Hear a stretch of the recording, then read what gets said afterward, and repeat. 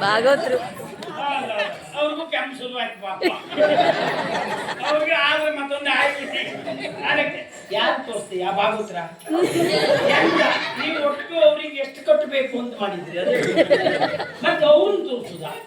ಅವ್ರಿಗೆ ಆಯ್ತಾ ನೀ ಒಂದು ಮನೆ ನೀ ಸರಿ ಹೋಗಿ ನೋಡಮ್ಮ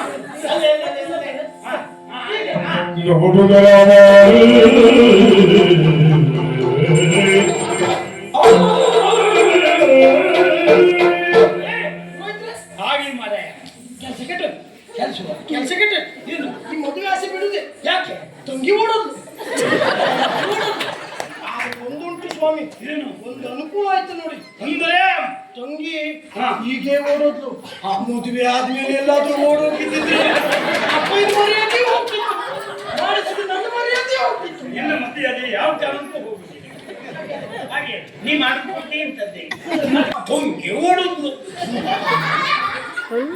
ಎಷ್ಟು ಅಸಂಬದ್ಧ ಮಾತಾಡ್ತೀರಿ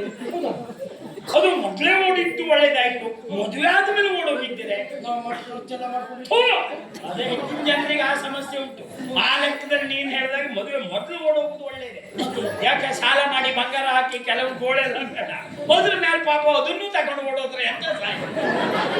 ಅದು ಆ ನೆಲೆಯಲ್ಲಿ ಹೇಳಿದ್ ಸರಿ ಹಾಗಂತ